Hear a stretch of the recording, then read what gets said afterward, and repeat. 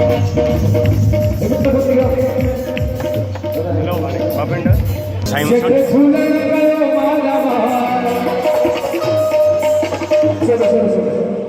अगर आता थोड़ा भी घट करना हो थोड़ा सा